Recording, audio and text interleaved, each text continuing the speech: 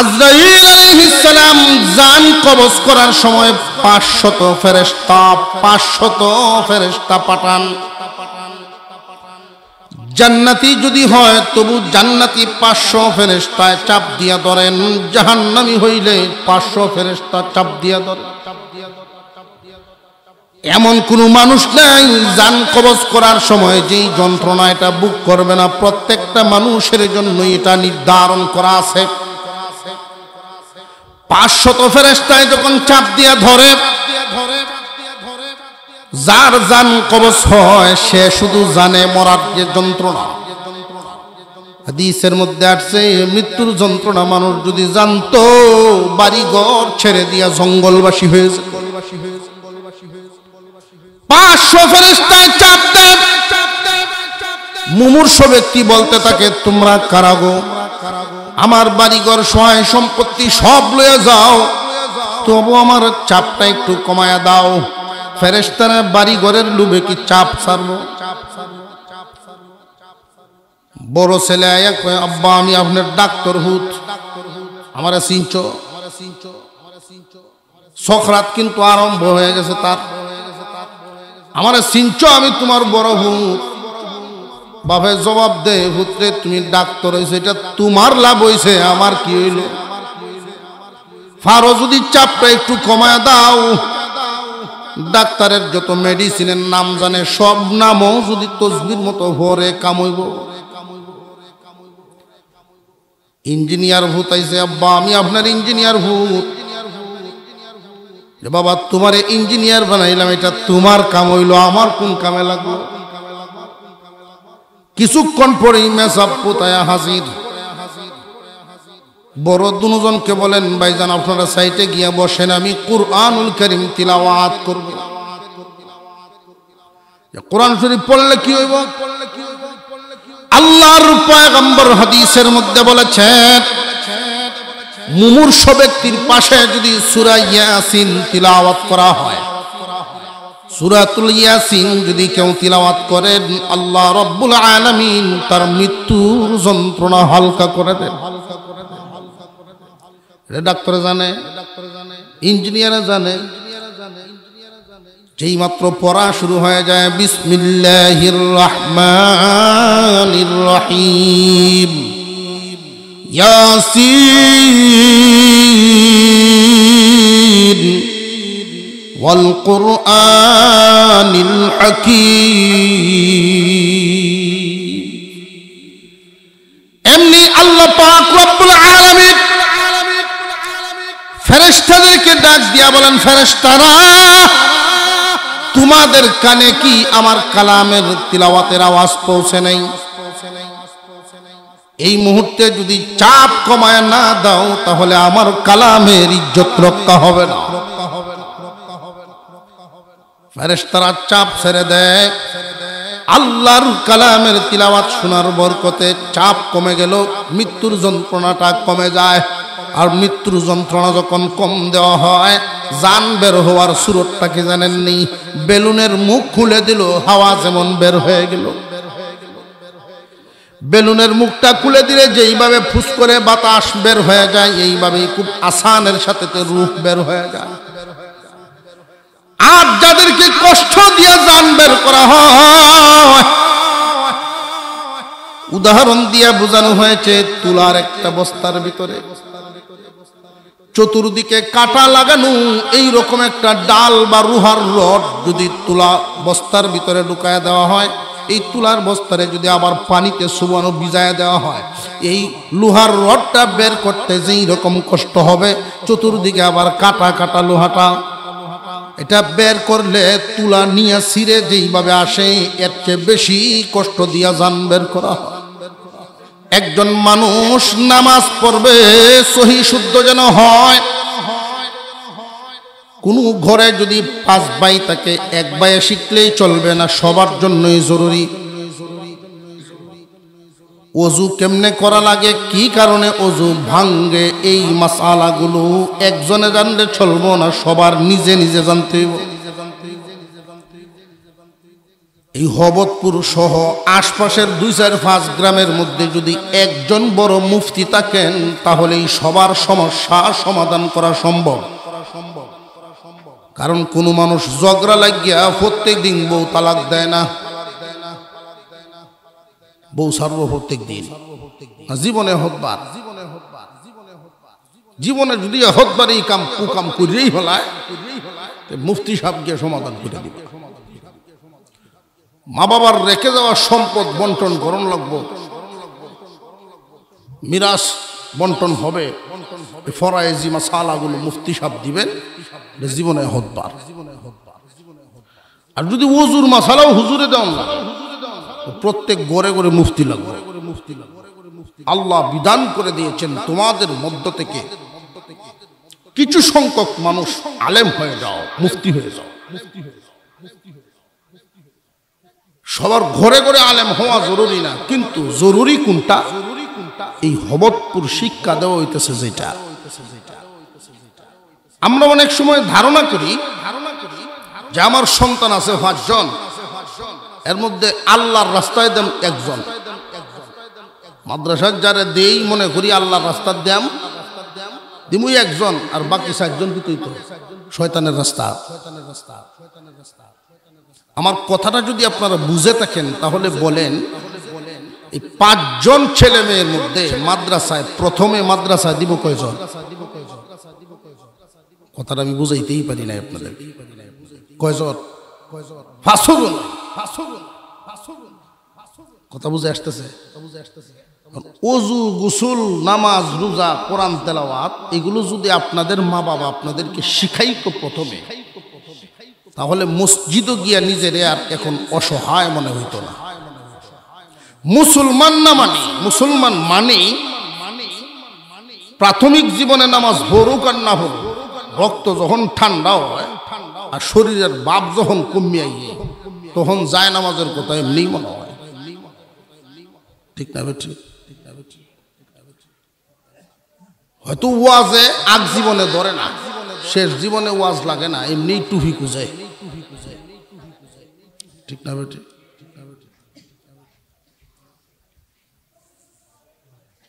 এই জন্য নামাজ না জানলে পড়বো কেমনে? প্রত্যেকটা ছেলে মেয়েকে নুরানি পড়ানো ফরজ। প্রত্যেকটা ছেলে মেয়েকে মক্তবে ইবতিদায়ী পর্যন্ত পড়ানোটা ফরজ। না জেনারে শুধু মৌলবী বানাইবেন না, প্রত্যেকটা ছেলে মেয়েকে এই পর্যন্ত পড়ায়া এরপরে বাবার স্বপ্ন হলো ডাক্তার বানাবেন, অসুবিধা নেই, বানান। মুসলমানের সব লাইনে মুসলমানের মানুষ দরকার। মুসলমানদের সমাজে ডাক্তারের দরকার আছে, ইঞ্জিনিয়ারের দরকার, ব্যবসায়ীর দরকার, শিল্পপতির দরকার, সব লাইনে মানুষ দরকার। কিন্তু নুরানি লেভেল পর্যন্ত সবাইকেই পড়তে হবে। এরপরে যাও ডাক্তারিতে, কোরআন তিলাওয়াত জানে, নামাজ জানে, যখন ভালো লাগবে নামাজ পড়বে, মন চাইলে নামাজ পড়বে, সহি শুদ্ধভাবে পড়ব। আর যদি পড়া না থাকে মক্তবে, দুনিয়ার সব সার্টিফিকেট হাসিল হয়ে গেছে, কিন্তু আল্লাহর সামনে যায় নামাজে দাঁড়াইলে নামাজ জানতো না। শেষ জীবনে যখন নামাজের জন্য মসজিদে ঢুকে ইমামের সাথে খালি খাজ্জা লাগে।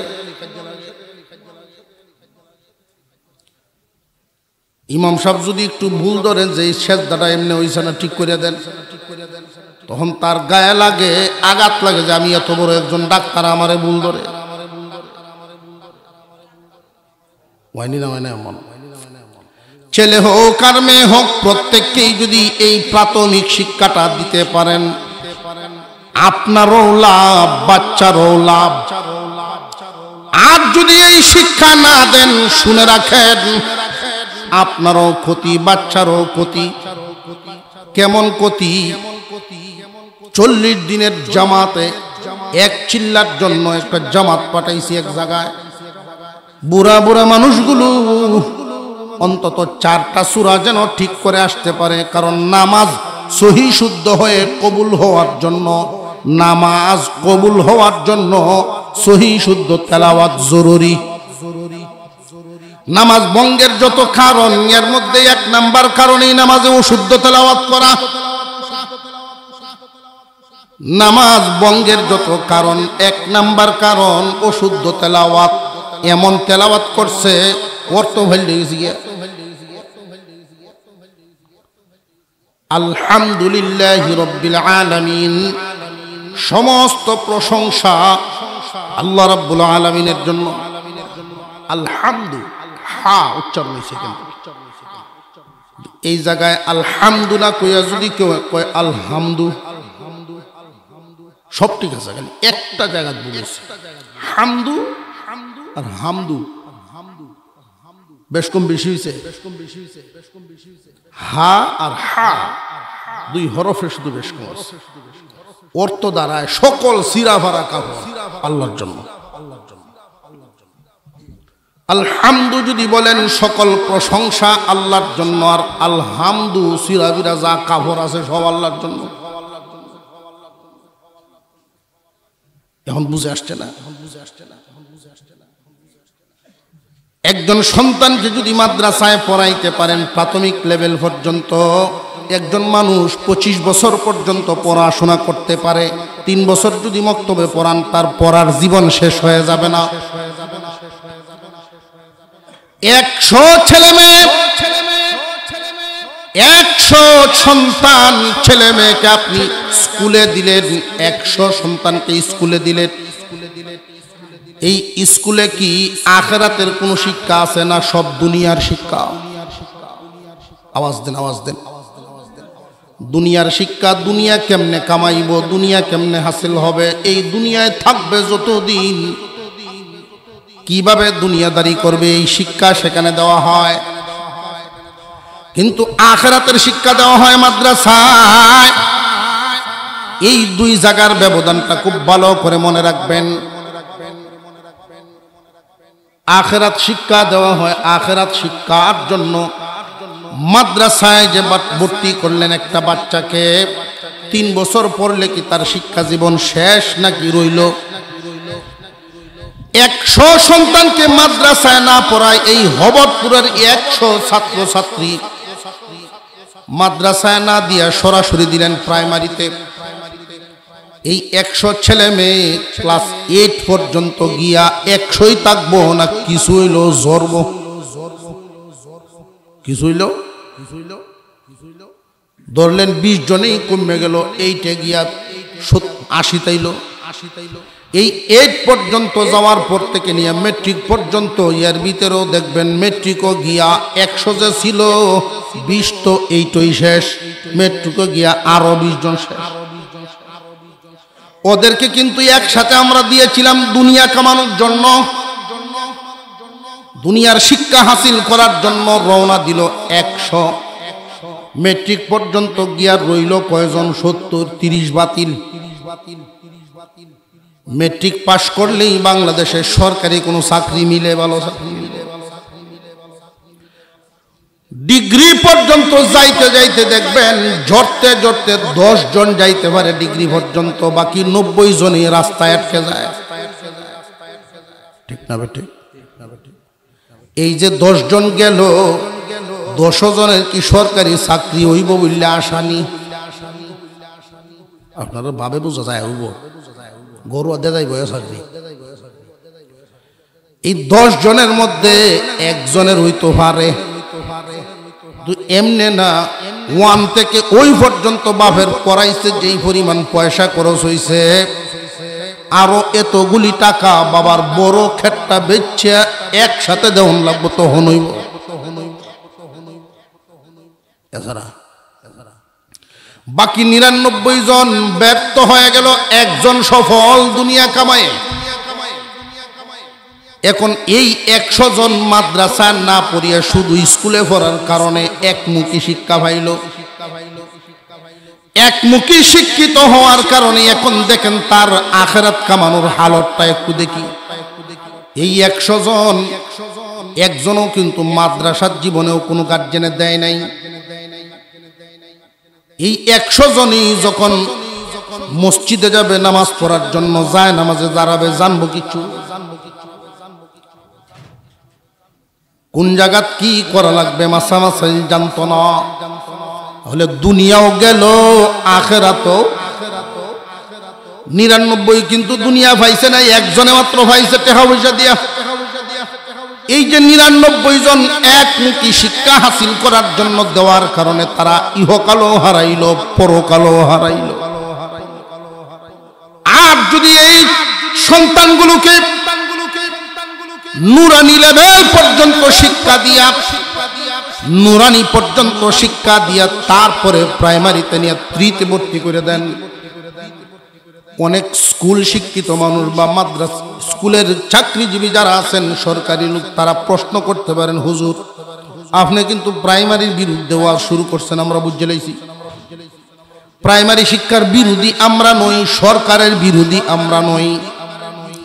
এই দেশের সরকার মুসলমানের ট্যাক্সে দেশ চালায়। সরকার যদি মুসলমানদের দরদি হইতো, ইসলামের দরদি হইতো, তাহলে শিক্ষা ব্যবস্থাটাই এমন ভাবে তারা কারু কলম চালাইতো, প্রাইমারিতেই কোরআন শিক্ষার ব্যবস্থা থাকতো, কারণ মুসলমান বেশি।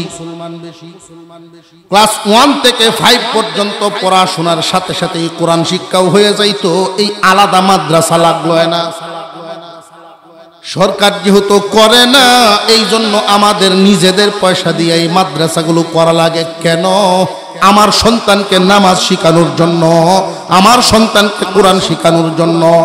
আমার সন্তান, আমি একজন মুসলমান, আমার সন্তানকে আগে মুসলমান বানাতে হবে। আমরা বিশ্বাস করি আমাদের ভবিষ্যৎ 2 প্রকার, মুসলমানের ভবিষ্যৎ 1 প্রকার নয়। মুসলমানের ভবিষ্যৎ 2 ভাগে বিভক্ত, একটা ইহকালীন, একটা পরকালীন। এই ইহকালের ভবিষ্যতের চিন্তাও করতে হবে, পরকালের ভবিষ্যতের চিন্তাও করতে হবে। মুসলমানের সন্তানরা শুধু ইহকাল কামানো শিখলে চলবে না। সন্তানকে আমরা শিক্ষিত কেন করি? দুনিয়াতে যেন সে চলতে পারে, কোনো জায়গায় না আটকে।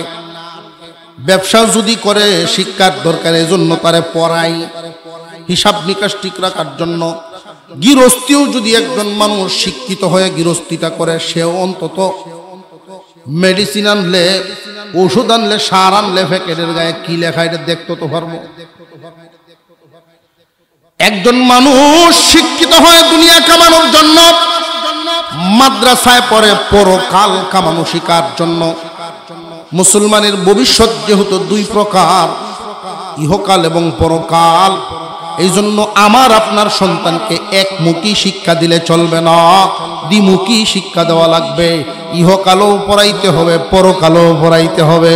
ইহকাল অন্তত 3 বছর, অন্তত পরকালটা 3 বছর শিখায় দেন, ইহকাল 20 বছর শিখায় দেন, অসুবিধা নাই। এই 3-4 বছর যদি আপনি পরকালের শিক্ষা দিতে পারেন, আপনার সন্তান আপনার মরার পরে জানাজার নামাজটা কিভাবে পড়ানো লাগে এটা শিখে ফেলবো, নামাজ কেমনে পড়া লাগে এটা শিখে ফেলবে। আর যদি না পড়ান, তাহলে তার অবস্থাটা কি হবে জানেননি? ঈমান থাকবো না থাকতো না, এটা নিয়েই চিন্তা। কারণ শয়তান তার ভিতরে এমন ভাবে বসবাস শুরু করবে। আল্লাহর রাসূল বলেন, ক্বালান নবী সাল্লাল্লাহু আলাইহি ওয়াসাল্লাম, ইন্নাল্লাযী লাইসা ফী জাওফিহি শাইউম মিনাল কুরআন কাল বাইতিল খরিব, যার ভিতরে কোরআনের নূর নাই, কোরআন নাই, তার ভিতরটা হলো ওই মানুষের ভিতরটা, ঘর আছে মানুষ নাই, মানুষ বসবাস করে না, ওই ঘরের মতো। বিরান ঘর, জনমানবহীন ঘরের মতো। ঘর আছে ঠিক, কিন্তু দরজা খোলা হয় না, আলো দেওয়া হয় না। 10 বছর পরে যদি এই ঘরের দরজাটা খুলেন, দেখবেন কত ধরনের প্রাণীরা বসবাস শুরু করছে। ঠিক না? ঠিক তেমনি ভাবে একজন মানুষের ভিতরে যদি কোরআনের নূর না থাকে, ওই মানুষটার ভিতরেও শয়তান একবার এক এক সুরতে এসে বসবাস শুরু করে, তারে ধোঁকা দেয়, ঈমান হারা করতে চায়। এই জন্য সন্তানের ভবিষ্যৎ যদি করতে চান, সম্মানী যদি তারে বানাইতে চান, সম্মান আসলে কোন জায়গায় এইটাই আমরা বুঝি না। মুসলমান ইমানদার ভাইরা আমার, এই দুনিয়ার জমিন চিরস্থায়ী না ক্ষণস্থায়ী। এই ক্ষণস্থায়ী জিন্দিগি শিক্ষা দিলে সন্তানকে শ্রেষ্ঠ শিক্ষা হবে না। ওই যে 99 জন 100 জন ছাত্র ছাড়ছিলাম স্কুলের লাইনে, এবার আসেন মাদ্রাসার লাইনে একটু দেখি।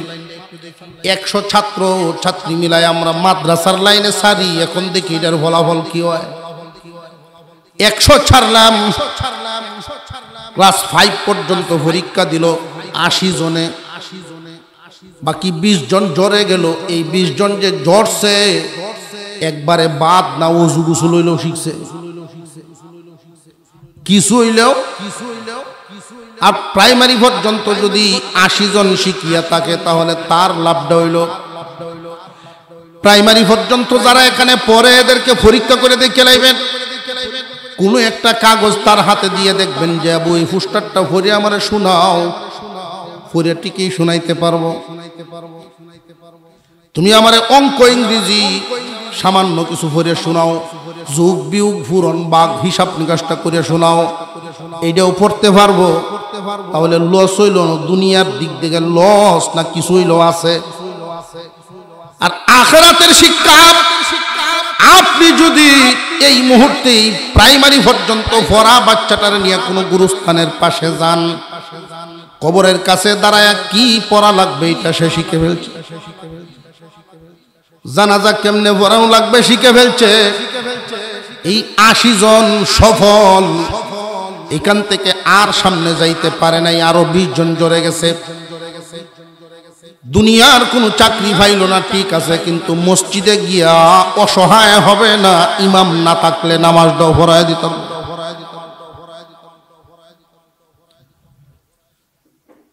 আমরা এখানে যারা আছি এই বুঝটুকু যদি নিয়ে যাইতে পারেন বাড়িতে, এটাই আল্লাহ আমার দেন। প্রত্যেকটারে প্রথমে আগে ইসলামী শিক্ষাটা 2-3 বছর দিয়া এরপরে আমি অন্য লাইনে।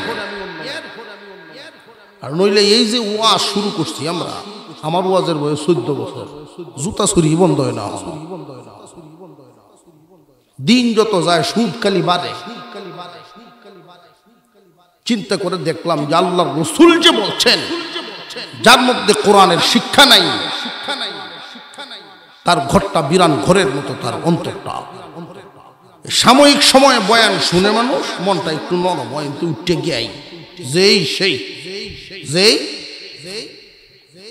আর কোরআনের নূর যার ভিতরে থাকবে এই মানুষটা নাস্তিক হবে না, মুরতাদ হবে না। আপনার সন্তান আমার সন্তানকে এই ভুলটা যেন না করি। অনেকেই মনে করে স্কুলে পড়াইতেছি, ওখান পড়াই, পরে ডিগ্রি পাস করে পারলে হের নমাজ হে শিক্ষা লইব না। এটা ভুল, আপনার চিন্তাটা ভুল। আপনারা এখানে যারা আছেন মাদ্রাসাত পড়ছেন না, আপনারা কি বড় হয়ে শিখতে পারছেন? আমি 40 দিনের জন্য একটা জামাত পাঠাইছিলাম এক জায়গায়, বুড়া মানুষ দিকে 4টে সূরা শিখতে, 26 দিনের মাথা 2 জন আলেম সাথে দিছিলাম। তোমরা কামে হইলো এই মুরব্বীদেরকে 4টে সূরা সহি শুদ্ধ করে শিখাই দিবা। আমার ভিডিও করে একটু রেকর্ড করে পাঠাইছে, হুজুর 26 দিন মেহনত করলাম এই মানুষটির তলে। সূরার হালত হইল হাম্মালাতাল ফাতাল, হাম্মালাতাল হাতবা কুতারে না, লাতাল ফাতাল। তাব্বাত ইয়াদা আবে কয়, লাহাবে ও তাব্বে, মায় আগে না, মা আগনাটার উচ্চারণ হয় না, মায় আগে না। এই জন্য কাঁচা থাকতে নানুয়ালে বাঁশ, পাকলে করে ঠাস ঠাস।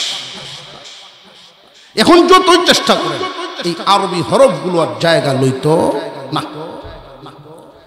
ছোট বাচ্চাদেরকে আমাদের বাড়ি গড়ে ভাই বেরাদর পাড়া প্রতিবেশী যত মুসলমানের সন্তান মানেই প্রথমে ইসলামী শিক্ষা, এরপরে দুনিয়ার শিক্ষা। মনে থাকবে তো ইনশাআল্লাহ। প্রত্যেকেই এরাদা করে নাতি নাতকর সহ, এটা আপনারও লাভ তারও লাভ। আর যদি এক মুখে শিক্ষা দেন শুধু তার লাভ হইল, আপনার কোনো লাভ হইল। তার লাভ শুধু দুনিয়ার, আখিরাত না। একজন ডাক্তার হইল কবরে কোন কাম লাগবো, আরো কাম লাগবো। আমরা মনে করি যে মাদ্রাসাত পড়াইলে কোনো লাভ নাই, কাম লাগতো না, এটা অনেকেই ধারণা করে। ভাত খাইব করতো, এক সময় মানুষ এটা ধারণা করতো মাদ্রাসাত পড়াইলে ভাত খাইতো না, মাদ্রাসাত পড়াইলে খাইব কেমনে, এই কথা কইতো। আমরা এক হুজুর এই প্রশ্নের উত্তরে বলতেন, হ ঠিক হই, মাদ্রাসাত পড়াইলে খাইব কেমনে, যেই হদ সামনে আইয়ে খাইয়া শেষ করতে পারে না, খাইব কেমনে অতটা। রিজিক আল্লাহ প্রশস্ত করেন পরিশ্রমের দ্বারায় না, রিজিকের প্রশস্ত হয় ইবাদতের দ্বারায়। রিজিক প্রশস্ত হয়, আল্লাহ রিজিক বৃদ্ধি করে দেন আল্লাহর রাজি খুশির মাধ্যমে, এবং মানুষের রিজিক জমিনে না, মানুষের রিজিকের ফয়সালা হয় আসমানে। অফিস সামাই রিজকুকুম, তোমাদের রিজিক আসমানে, জমিনে না। জমিনে তালাশ করে লাভ নাই। ইতিহাস থেকে আমরা যা জানতে পারি সেটা হলো ইতিহাসের প্রমাণ। যেই জায়গায় রহমতি বরকতি মানুষ থাকে, ওইখানেই আল্লাহর রহমত বরকত নাজিল হয়। একটু জোরে কোন সুবহানাল্লাহ। আর আমরা চিন্তা করল মাদ্রাসার যদি দেও নই লাগে, আতুল্লুলা ল্যাংরা যেটা আছে এইটারে দেয়, ঠিক না বেঠি? একই বাপের তিন ভূত, একই বাপের তিন ভূত, দুইটা দেখতে খুব মাশাআল্লাহ সায় সুন্দর, এই দুইটারে দিছে স্কুলও, আর একটা দেখতে লেসা ফেসা। তো স্বামী স্ত্রী দুজন বুদ্ধি করছে তো এইটার মাদ্রাসা দেলাই, আল্লাহ বিল্লাহ করে খাইব না, দিছে মাদ্রাসা। এক ছেলে ডাক্তার আর এক ছেলে ইঞ্জিনিয়ার, দুইজন দুইটাই। আর ওই বেড়া যেটা হাবিজ চাবইয়া মেসা হয়ে গেছে, মলানো হচ্ছে, তিনও ফুট শহরতা। বাপ গ্রামের বড় গিরস, ফুতাইতে টেকা কামায় কি দিব এই চিন্তায় না, বাপের দান বেচার হইছে আর তো ছেলেরা দেয়ও না। যখন কুরবানির ঈদের সময় তারা বাড়িতে আসে, দুই ভূত ডাক্তার আর ইঞ্জিনিয়ার বাপের কাছ থেকে গাড়ি ভাড়া নেয়, যে ট্যাক্সি ভাড়া করে আইয়ে বাড়ি, ড্রাইভারের কয় আব্বার টেনকে কো, আব্বার কাছে পয়সা আছে, দান বেচার পয়সা লাখ লাখ টাকা আছে, দোকান ভাড়া। এমনি তো কইতে পারে না যে আব্বা লাখ লাখ টাকা তোমার কাছে, এটা কিতাও না, এই ভাড়াটা নেয়। আর মেসা ভূত যাইয়ে কুরবানির ঈদ চলতেছে, দুই ভূত আইছে, ঈদে সামিল হইলো, আব্বার টেহা দিত, আব্বা কুরবানি দিতেছে, আমরা দেওয়ান লাগে খেললে। তো মেসাব বেটা তো এটা মাসলা জানে, বাপের আব্বা আপনি যে কুরবানি দিতেছেন এই 10,000 টাকা কুরবানিতে লাগাই আনছে, আমিও সামিল রইলাম। মুরব্বী মানুষ খুব বুঝদার, বিবি সাহেবরা ডাকিয়ে নিয়ে জিগায়, রে ভুল করিয়েছি হিসাবে, যে অতদিন পরে কিতাব ভুল করছ, যে দুনিয়ার দিন 2 লাইনে পড়াইছি, 2টারে এখন পরীক্ষা করে দেখলাম, 2টা যে দুনিয়ার লাইনে পড়াশোনা করছে শুধু দুনিয়াই জানে, আখিরাত জানে না। কুরবানি যে একটা ওয়াজিব আমল, এটা বুঝেই না। হাজি সাহেব হিসাব মিলায়, লাডির আগা দিয়ে মাটি দেবে, কি ভুলটা করলাম। দুনিয়া শিখছে, আখিরাত শিখে নাই। কুরবানির জন্য আমার মেসাব করতে 10,000 দিছে, এই দিতে দিছে না, হেরান মনে মনে গুস্তু খাইতে নিয়েছে। মুসলমান ইমানদার ভাইরা আমার, হাজি সাহেব মনে মনে নিয়ত করলেন একদিন যে আমি শহরে যাই, হালত দেখিয়াই কারে কোন লাইনে ভরাইলাম, কার জীবন যাপন কেমন। ডাক্তার সাহেবের বাসাত গেছে, ডাক্তারের বাসায় ডাক্তারের বাসায় গিয়ে দেখেন তার বাসার সামনে একটা খালি জায়গা ছিল, সাইনবোর্ড লাগানো, জমি বিক্রি হবে। 4 মাস আগে দেখেছি। এখন গিয়া দেখে সাইনবোর্ড নাই, ফাউন্ডেশন দেওয়া, রড বেরিয়েছে। মানুষেরা জিগায় যে এটা কার? এখানে যে ডাক্তার সাহেব থাকেন, এটা উনি কিনছেন, 6 তলা বাড়ি করতেছে। হাজী সাহেবের কলজাতে একটা ধাক্কা লাগছে। আমি যে মেসাব ফুট, এটা যে মেসাব বানাইছি, সাইকেল কিনছে একটা, আমার কাছে দোয়া লইছে। আব্বা আপনি জিন্দা আছেন, আমার জন্য দোয়া করবেন। সাইকেলটা কিনতেছি, এটা যে আমি চালাইমু, আপনার দোয়া থাকলে মুসিবত থেকে আল্লাহ বাঁচাইব। কিন্তু এই ডাক্তার 6 তলা বাড়ি করে পর্যন্ত আমি শুনলামই না। যদিও আমি টাকা দিলাম না, কিন্তু দোয়া তো চাইতে পারতো। বিরাট মুসিবতে পড়ে গেলাম। উনি বাসার ভিতরে আর গেলেন না। নাতিগুলারা রাস্তায় পায়ে দেখে এখান থেকে উনি বিদায় হয়ে চলে আসতেছেন। এমনি দেখা যায় একজন মানুষ খুব রাগান্বিত হয়ে আইতেছে, ডাক্তারের আজকে খবর আছে। তো বুড়া বেটা ডাক্তারের খবর আছে কইলে নিজের হুতের ব্যাপারে একটা কথা আটকাইছে। কি তো হইছে আপনার? কয় আমি 3 কের জায়গা বন্দুক দিয়া ডাক্তার দেখাইবার লাগে নাই, কিন্তু আমার কামটা কি করছে দেখেন। প্রেসক্রিপশন লিখে দিয়েছে 100 ব্যাগ সিমেন্ট একটা হইলে দিন 3 বার। 100 ব্যাগ সিমেন্ট একটা হইলে দিন 3 বার, এটা কি তা? তখন বাপে বুঝাইছে যে দেখেন, যখন আপনারা সে দেখতেছে এই সময় মিস্ত্রি ফোন দিছে তারা 100 ব্যাগ সিমেন্ট যে লাগবে এটা আপনার প্রেসক্রিপশনে লিখেছে। মাথা ঠিক নাই, দুনিয়া উঠে উঠছে, আখেরাত ভুলে গেছে। শুধু দুনিয়ার হিসাবেই বুঝে, আখেরাত বুঝে না। হাজী সাহেব বাবা তোমার দুনিয়া লইয়া তুমি তাকো, আমার আর এখানে তাকার দরকার নেই। চলে আসছে। মেসাব বেড়ার মসজিদের সামনে গিয়ে খালি লামছেন এশার নামাজের আগে। 4-5 মুসল্লি এক কইছে ব্যাগ লয়, কি একজনে ছাতি লয়। ইমাম সাহেবের বাপ, ইমাম সাহেব হুজুর নিজে গিয়া বাপের জুতা দিলইছে। মুসল্লিরা কয় হুজুর আমার কাছে দেয় না, বাবার কাছ থেকে বরকত নিতে হইলে জুতা আমারই টানালো। এই কথাটার এই বুঝটুকু তার ভিতরে ঢুকছে কখন? দিন শিখছে যখন। আজকে আমাদের সমাজে মা বাবার প্রতি সন্তানের যে দায়িত্বে অবহেলার 1 নাম্বার কারণ হলো দিনই বুঝেই নেই, দিনই শিক্ষাই এদের নাই। কোন বাবায় যদি দুনিয়ার জমিন থেকে বিদায় হওয়ার সময় আজরাইল আলাইহিস সালাম জান কবজ করার সময় 500 ফেরেশতা পাঠান। জান্নাতি যদি হয় তবু জান্নাতি 500 ফেরেশতায় চাপ দিয়া ধরেন, জাহান্নামী হইলে 500 ফেরেশতা চাপ দিয়া ধরেন। এমন কোন মানুষ নাই জান কবজ করার সময় যেই যন্ত্রণা এটা বুক করবে না। প্রত্যেকটা মানুষের জন্য এটা নির্ধারণ করা আছে। 500 ফেরেশতায় যখন চাপ দিয়া ধরে, যার জান কবজ হয় সে শুধু জানে মরার যে যন্ত্রণা।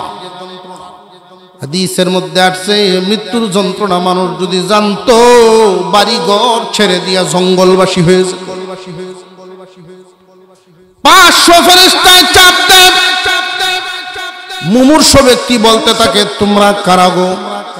আমার বাড়িঘর সহায় সম্পত্তি সব লয়ে যাও, তবু আমার চাপটা একটু কমায়া দাও। ফেরেশতারা বাড়ি ঘরের লোভে কি চাপ ছাড়বো? বড় ছেলে আয়া কয় আব্বা আমি আপনার ডাক্তার হুত, আমারে চিনছো? সখরাত কিন্তু আরম্ভ হয়ে গেছে তার। আমারে চিনছো? আমি তোমার বড় হুত। বাপে জবাব দে, পুত্রে তুমি ডাক্তার হইছো, এটা তোমার লাভ হইছে, আমার কি হইল? ফারো যদি চাপটা একটু কমায় দাও, ডাক্তারের যত মেডিসিনের নাম জানে সব নামও যদি তসবির মতো ভরে কামইব। ইঞ্জিনিয়ার ভূত আইছে, আব্বা আমি আপনার ইঞ্জিনিয়ার ভূত। বাবা তোমারে ইঞ্জিনিয়ার বানাইলাম, এটা তোমার কাম হইল, আমার কোন কামে লাগলো? কিছুক্ষণ পরেই মেসাব পোতায়া হাজির। বড় দুজনকে বলেন, ভাইজান আপনারা সাইটে গিয়া বসেন, আমি কুরআনুল কারীম তিলাওয়াত করব। কোরআন শরীফ পড়লে কি হইব?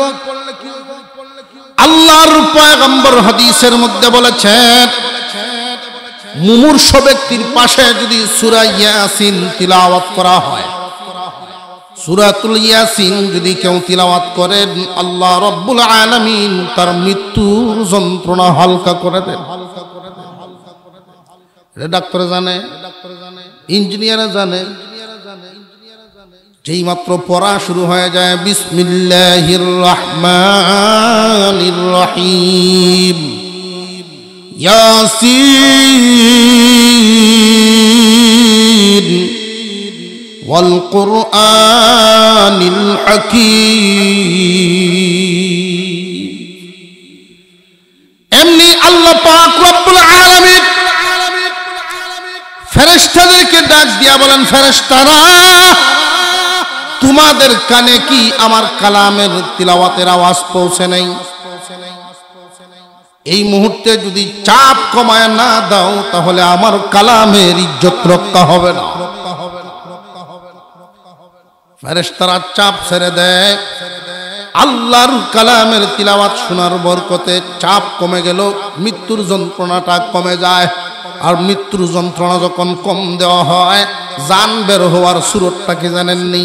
বেলুনের মুখ খুলে দিল, হাওয়া যেমন বের হয়ে গেল। বেলুনের মুখটা খুলে দিলে যেইভাবে ফুস করে বাতাস বের হয়ে যায়, এইভাবেই খুব আসানের সাথে রূহ বের হয়ে যায়। আর যাদেরকে কষ্ট দিয়ে জান বের করা হয়, উদাহরণ দিয়ে বোঝানো হয়েছে, তুলার একটা বস্তার ভিতরে চতুর্দিকে কাটা লাগানো এই রকম একটা ডাল বা রুহার রড যদি তুলা বস্তার ভিতরে ঢুকায় দেওয়া হয়, এই তুলার বস্তারে যদি আবার পানিতে চুবানো ভিজায় দেওয়া হয়, এই লোহার রডটা বের করতে যেই রকম কষ্ট হবে, চতুর্দিকে আবার কাটা কাটা লোহাটা, এটা বের করলে তুলা নিয়ে ছিঁড়ে যেইভাবে আসে, এর চেয়ে বেশি কষ্ট দিয়া জান বের করা হয়। কুরআনুল কারীম শিক্ষা দেওয়ার কারণে শুধু কি ছেলের লাভ হইল না বাপেরও লাভ হইছে? উভয়ের লাভ। জানাজা যখন শুরু হয়, লাশ সামনে নিয়া বাবার এই দৃশ্যগুলো সন্তানের চোখে ভাসতে থাকে। আমার আব্বা আমাকে মানুষ করার জন্য কি কষ্ট করেছেন, সব যখন চোখের সামনে ভাসতে থাকে, মার কথাগুলো তার কানে ভাসতে থাকে। লাশ সামনে নিয়ে জানাজার জন্য যখন দাঁড়ায়, চোখের পানি আইসা যায়। আল্লাহ রাব্বুল আলামিন ডাক দিয়া জিজ্ঞাসা করেন, ফেরেশতারা রে, ইমাম কেন কান্দে? ইমাম কান্দে কেন? আল্লাহর রক্তের সম্পর্ক। এই ইমামকে কোরআন শিক্ষা দিয়েছে মা বাবা, আমার কালাম শিক্ষা দিয়েছে। এই জন্য আমি মা বাবার জিন্দিগির 80 বছরের গুনাহ মাফ করে দিলাম। সন্তানকে আরবি কোরআন শিক্ষা দেওয়ার কারণে, দিন শিক্ষা দেওয়াতে মা বাবারও লাভ আছে না নাই? আর যদি তকদির ভালো হয়, কপাল যদি ভালো হয়, একজন সন্তানকে কোরআনের হাফেজ কেউ বানায়া দিতে পারে। কুরআনুল কারীমের হাফেজ যদি বানায়া দিবার পারেন বা আলেম বানায়া দিছেন, এই সন্তান হাফেজ আলেম হওয়ার কারণে কিয়ামতের দিন আল্লাহ রাব্বুল আলামিন ফেরেশতাদেরকে ডাক দিয়া বলবেন, আলেমের সাথে আলোচনা হবে পরে, তার গুনাহ আছে কিনা বিচার আচারে চিন্তা করে, আগে আলেমের মা বাবার সম্মান দাও, আলেমের মা বাবার মাথায় নূরের টুপি পরায়া দাও। আলেমের মা বাপ যে আছে তার সম্পর্কের তো কোনো ভুল নাই, আর মা বাবা তার সন্তানকে হাফেজ বানাইলো, আলেম বানাইলো, এই জায়গায় কোনো গ্যাপ নাই। সন্তানকে আলেম বানাইলে মা বাবার ইজ্জত হাসরের মাঠে নূরের টুপি পরায় দেয়। রিজিক আল্লাহ পাক রব্বুল আলামিন মানুষকে দুনিয়াতে পাঠাইবার আগে তার রিজিক পাঠাইছে। এই চিন্তায় কেউ সন্তানকে দিন শিক্ষা থেকে দূরে সরাবেন না যে কি করে খাইব। স্কুল লাইনে পড়লে সবাই কি সফল হয়ে যায়? বরং এখন বর্তমান সময়ে সারা দেশের যে হালত চলতেছে শিক্ষা ব্যবস্থার উপরে, মুসলমানদের জন্য মাদ্রাসা শিক্ষা ছাড়া, ওই লাইন ছাড়া কোনো আশ্রয়ের জায়গা নেই। বড় বিপাকে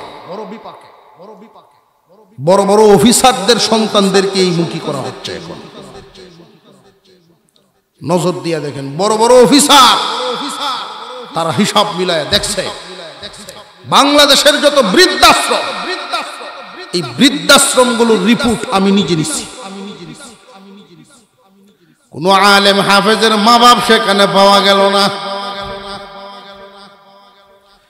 এমনও জিজ্ঞাসা করা হয়েছে, এমন কি কেউ আসেননি সন্তানকে সহি শুদ্ধ শুধু কোরআন শিক্ষা দিছিলেন মক্তবে? না, এমনও কেউ নেই। এমন সন্তানের মা বাপে ওইখানে গিয়ে আশ্রয় নিতে হয় যারা একমুখী শিক্ষা দিয়া বসবাস করছে হবতপুর, স্বপ্ন দেখছে আমেরিকার। বসবাস করছে গ্রামে, স্বপ্ন দেখে বিদেশের কৃষ্টি কালচার, ওই সমস্ত পশ্চিমাদের কালচার লালন পালন করার মধ্যে দিয়ে আল্লাহর রসুলের সুন্নত বাদ দিয়া, তরিকা বাদ দিয়া, ইসলামী তরিকা বাদ দিয়া খ্রিস্টানি তরিকায় বড় বানাইছে। স্বপ্ন শুধু দুনিয়ার দেখানোর কারণে এই স্বপ্নে এখন অন্ধ হয়ে গেছে। মা বাপ কি জিনিস বুঝে না। স্বামী স্ত্রী একসাথে জীবন যাপন শুরু করে, ভালো কথা, কিন্তু যেই পরিবারে মা বাপ থাকে, মা বাবার খেদমতের যদি কমতি হইয়া যায়, মা বাপ তো এমন এক দৌলতের নাম, এটা স্কুল লাইনে বুঝাইতো না, মাদ্রাসার লাইনেই বুঝাইব। মাদ্রাসা শিক্ষার দিন যদি তার ভিতরে ঢুকিয়া যায়, দিন শিক্ষা ঢুকিয়া যায়, মা বাপ কি জিনিস, তাদের কদর প্রয়োজন কি পরিমাণ, এটা তারা বুঝবে। স্কুল লাইনে শুধু পড়াইলে এটা বুঝবে না। দুনিয়ার ধান্দায় মানুষ অন্ধ হইয়া যায়। আমি একজন আল্লাহওয়ালার একটা কথা শুনাই আলোচনা শেষের দিকে চলে যাবে। দেওবন্দ মাদ্রাসার পড়াশোনা করে এসে বড় আলেম ছিলেন আল্লামা হুসাইন আহমদ মাদানী রহমতুল্লাহি আলাইহি এর সাথী ভাই, আমাদের এলাকার আল্লামা মুবারক আলী সাহেব রহমতুল্লাহি আলাইহি, উনার ছেলে আবুল কালাম সাহেবকেও পাঠাইছে। দেওবন্দ থেকে পড়াশোনা করায় নিয়ে আসছেন। ছেলেও দেওবন্দের আলেম, বাহু দেওবন্দের। তো ছেলেকে আইনাই উনি ভাবলেন যে মাদ্রাসার শিক্ষায়, মাদ্রাসায় চাকরি করো আর মসজিদে খেদমত করো, আগে তোমারে আমি বাবায় তোমার একটা বিয়ে করায় দিই। ভালো একটা ঘর দিকে বিয়ে করায় দিচ্ছে। তো হুজুরের এক অভ্যাস হয়ে গেছে, আলেম ওলামাগণ এমন একটা সময়ও গেছে ফাতা খাইতেন, সাদা ভাতা, ফান খাওয়ার অভ্যাস আলেমদের আছে না নাই? ফানের দামটা একটু শুধু আলেমরা বাড়াইছে। এই দোষ আছে না আমরা? ফানের দাম না আমরা বাড়াইলাম, কাপড়ের দাম খেলা বাড়াইছি। পান খাওয়া ওলামায়ে কেরামের এক অভ্যাস। হুজুরও খুব বেশি পান খাইতেন, ছেলে বিয়ার দিন বড় ফান নাই। ফান যাদের খায়া অভ্যাস, এটা বুঝাই কেমন আপনারা? যেই লোক দিনও 3 প্যাকেট বিড়ি খায়, হে বুঝে রোজার দিন কারে কয়। ঠিক না? ঠিক। 3 প্যাকেট বিড়ি লাগে একদিনে এক রাইতে, হেনে বুঝে রোজার দিন কি জিনিস। তো উনিও নিজের বিয়ার দিন বেড়া ফান কই ভাইব, কাটেন চাইব, নিজে জামাই মানুষ। তো রাত্রে আর সহ্য হইছে না, বিবি সাহেবরে গরো থইয়াই বাসর রাত, বিবি সাহেবরে গরো থইয়া তুমি একটু বউ, আমি বড় শাশির কাছ থেকে একটু ফান খাইয়াই। তো উনি গেছেন গে ফান আনতে, তখন তো বিদ্যুৎ ছিল না, কুফি বাতি, দরজা একটু ফাঁক, দাদা হুজুর দেখে লাইছে। ঘটনা কি, বৌমা একলা গরো, উনি লাডি দিয়ে ভরতে ভরতে আইসে না, দেখেন বৌমা একলা। কেউ বৌমা বলন সব কই, ফুতের হুতা জিগায়। উনি একটু পান খাইবেন কয়ে বেরিয়েছে, বৌমার সামনে কিছু বলেন নাই। অন্য মানুষ হইলে তো বৌমার সামনে গাইলারম বলে দিল, তখন বৌমার কাছে ছেলের ইজ্জত কমে যাইত। এই শিক্ষাটাও বাপের আছে। বৌমার সামনে কিছু বলেন নাই, ঠিক আছে মা তুমি বসো। উনি লাডি খান লইয়া উড়ানো গে বসে, আর ভূত ফান একটু মুহ সাবাইতে সাবাইতে আইছে, আর এক হাত সাদা ভাতা আর এক হাত ফান সুবারি। যেই মাত্র উঠানের ভিতরে ঢুকছেন, শুধু দাদা হুজুরে যে আবুল কালাম দাঁড়ায় গেছে। আব্বা আপনি কই গেছলা? সারাদিন ফান খাইছি না তো বাজার, চাচি আম্মার কাছ থেকে একটু ফান সুপারি আনছি। আমি বুঝতে পারছি এই পান সুপারি তোমার কাছে কি পরিমাণ গুরুত্ব পেয়েছে। আজকে এমন একটা রাত্রিতেও যেহেতু তোমার বাইরম লাগছে, অনেক গুরুত্বপূর্ণ হয়ে গেছে তোমার কাছে। আমি এই মুহূর্ত থেকে তোমার উপরে হারাম করলাম। কোরআন শরীফে কি হারাম আছে? আল্লাহ কি হারাম করছে? বাবা এই মুহূর্তে হারাম করছে। মাদ্রাসা শিক্ষায় শিক্ষিত হওয়ার কারণে উনি জানেন বাবার হুকুমটার ওয়েট কত, ওজন কত। আল্লাহর বিধানের পরে একজন পুরুষের জন্য মা বাবার হুকুম মানা ফরজ। নফল সুন্নত না ফরজ? আরো জোরে কর, ফরজ। আল্লাহর হুকুমের পরে মা বাবার হুকুম মানা সন্তানের উপরে ফরজ, পুরুষ জাতির জন্য। আর নারী জাতির জন্য আল্লাহর হুকুমের পরে স্বামীর হুকুম মানা ফরজ। দুইটা লাইন। নারীদের জন্য আল্লাহর হরে কে? আস্তে করেন বাড়ি থুন গেলবো। স্বামীর হুকুম মানা ফরজ নারীদের জন্য। একজন বাবা হিসাবে মেয়েকেই তালিম দিবেন, ভাই হিসাবে বোনকেই কথাটা জানায় দিবেন। এই কথাটা জেনে যদি আপনার ঘর থেকে স্বামীর ঘরে যায় আর সেই অনুযায়ী চলে, আপনার বোনটা সুখী হবে। এই কথাটা যখন মেয়েরা ভুলে যায়, স্বামীর সাথে তর্কে জড়ায়। উনি তো জানেন বাবার হুকুমটার ওয়েট, ওজন কত। এই যে হাতে সাদা সুপারি ছিল, যেই মাত্র দাদা হুজুর বলছেন তোমার উপরে হারাম করলাম, সাথে সাথে হাতটা উল্টায় হয়েছে, ফলাই দিচ্ছে। এরপরে কোন অনুষ্ঠানে আলেম উলামারা একসাথে বসলে পানের বাটাটা আছেন, ওনার সামনে অন্যরা খাইতেছে, উনি ধরেন না। অথচ কি পরিমাণ ওনার এটার প্রতি তো লোভ ছিল, এটার প্রতি কি পরিমাণ আসক্ত ছিলেন। দাদা হুজুর দূর থেকে খেয়াল করতেন, দেখি তো আবুল কালাম সোয় কিনা। না, সারা জিন্দেগি খাটাইছেন, পান সুপারির দিকে উনি আর কোনোদিন হাত দেন নাই।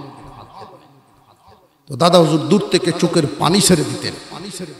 আমার ছেলেকে দিন শিখাইছে, এই জন্য বুঝে আমার হুকুমটার ওজন কত। মা বাবার মন থেকে যে দোয়াটা পায়, মা বাবার মন থেকে যেই দোয়া আসে, যেই সন্তানে মা বাবার মনের দোয়া রাখতে পারে, সে সুখী, সে সুখী হবে। কিরকম সুখী? আল্লাহ পাক তিনটা নিয়ামত দিবেন দুনিয়াতে মা বাবার দুয়ার বদৌলতে। মা বাবার দুয়ার বদৌলতে সন্তানকে, যুবকরা কান পেতে শুনেন, কান পেতে যুবকরা কান পেতে শুনে রাখো, মা বাবার দুয়া যারা পায় দুনিয়াতে তিনটা নিয়ামত পাবে। এক নাম্বার কামাই রুজিতে বরকত। কামাই রুজিতে বরকতের মানে কোটি কোটি টাকা হবে বিষয়টা কিন্তু এমন না। এই অর্থটাও বুঝে নেওয়া দরকার। বরকতের অর্থ হইল রুজি রোজগার যাই হোক পেরেশান মুক্ত জীবন চলব, তার পেরেশানি থাকবে না। 5 লাখ টাকাও যদি মাসে কামায় আর তার এমন এক হালতে আল্লাহ ফালায় রাখছে 6 লাখ লাগে মাসে, আর যদি 10,000 টাকাও মাসে ইনকাম হয় মাস চলার পরেও দেখা যায় 1000 ভহেড রয়েছে। আরো কেমনে চলে খুব সহজেই বুঝবেন। মা বাবার দোয়া নাই এমন একজন মানুষ মাসও 3 লাখ টাকা কামায়। তার অসুখ হইলে ডাক্তার কি সুনামগঞ্জ দেখাইব না সিলেট বা ঢাকা যাইব? 3 লাখ টাকা ইনকাম মাসও। ইতিহার একটা ঠেলা আছে না, সিলেট নইলে ঢাকা স্কয়ার বারডেমে ডাক্তার দেখায়া বিল টিলাইছে তার 1.5 লাখ খরচ হয়েছে, ভালো হয়ে গেছে। আর মা বাবার দুয়া আছে এমন একজন লোকের সেম রোগ হয়েছে, বেটার ইনকাম 10,000 মাস। এই বেটা কি ঢাকার স্বপ্ন দেখল? সুনামগঞ্জ গেছে ডাক্তার দেয়, বড় ফার্মেসি। মা বাবার দুয়া যার সাথে হয় আল্লাহর রহমতও তার সাথে হয়। আর আল্লাহর রহমত যখন কারোর সাথে হয় দুনিয়ার মাখলুক, দুনিয়ার সকল মাখলুক তাকে ভালোবাসে।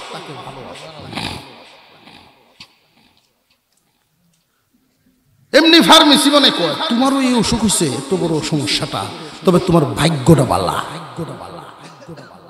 তোমার তকদির বালা। আমার ছোটবেলার এক সাথী, সে অনেক বড় ডাক্তার, সুনামগঞ্জ আইসিন ঘুরতো, শিমুল বাগান দেখতো। আমার ফার্মেসি বইছে একটু সাকাই আয়ো তোমার দেখাই দিই। ডাক্তার গুনানের স্কয়ার বারডেমে হেন রুগী দেয়। মা বাবার দুয়া যদি সাথে হয় দূরের ডাক্তার কাছে হয়। বন্ধু লয়ে গেছে, দোস্ত দেখে দোষে গরিব মানুষ, তখন চোখটা টান দিয়েছে, জিব্বাটা দেখছে, প্রেশারটা আমার পেয়ে ওষুধ দিছে 70 টাকা, খায়া ভালো হয়েছে। হেবেটার গেছে 1.5 লাখ দৌড়াদৌড়ি, আর এর গেছে বরকত বুঝাইছে। কাম একটাই তো আল্লাহ সেভ করবেন। মা বাবার দোয়া যদি সাথে থাকে রিজিকে বরকত হবে, কামাই রুজুতে বরকত, বরকতি রিজিক। 2 নাম্বার নিয়ামত, আল্লাহ তার সন্তানগুলোরে মানুষের মতো মানুষ বানায় দেবে। আর মা বাপ যদি অসন্তুষ্ট থাকে, লাখ লাখ টাকা ইনকাম করলেও পেরেশানি দূর হইতো না, নিজের সন্তান মানুষ হইতো না। আপনারা প্রশ্ন করতে পারেন, হুজুর আমরা সাতের বাড়ি এরকম দেখছি মা বাপের কথা শুনে না, তো পুত্রে আমেরিকা পড়ায় কেন? ভাই শিক্ষিত হওয়া এক জিনিস, মানুষ হওয়া আরেক জিনিস। শিক্ষিত হওয়া এক জিনিস, মানুষ হওয়া। এই যে একটু আগে বললাম বৃদ্ধাশ্রমে যাদের মা বাপ রে দিছে এরা কি অমানুষ? অশিক্ষিত? শিক্ষিত ঠিক, মানুষ হইতে পারে না। মা বাবার ভাগ্য সন্তানের 1 নাম্বার নিয়ামত বরকতি রিজিক, সন্তানাদি মানুষ হবে। 3 নাম্বার হলো আল্লাহ পাক তাদেরকে সুস্থ একটা হায়াত দিবেন। আল্লাহ তাআলা উভয় পক্ষকে সন্তানদেরকে যেন এই তৌফিক দেন। যুবকরা মনে রাখবা, মা বাবার খেদমত, মাতা পিতা যেন তোমার আচরণে সন্তুষ্ট থাকে। আর গার্জিয়ান যারা আছে আমরা এই কথাটা যেন না বলি, সন্তানদেরকে প্রত্যেকটারে মাদ্রাসা শিক্ষা আগে দিতে হবে, দিনই শিক্ষা আগে দিতে হবে। এরপরে আপনি ডাক্তার ইঞ্জিনিয়ার যা ইচ্ছা বানাইতে থাকেন, কোনো অসুবিধা নাই। প্রাইমারি শিক্ষাটা এখান থেকে দিতে হবে, এটা মনে থাকবে ইনশাআল্লাহ। আল্লাহ তাআলা যেন আমাদের সকলকে তৌফিক দেন, বলুন আমিন। আরো জোরে বলেন আমিন।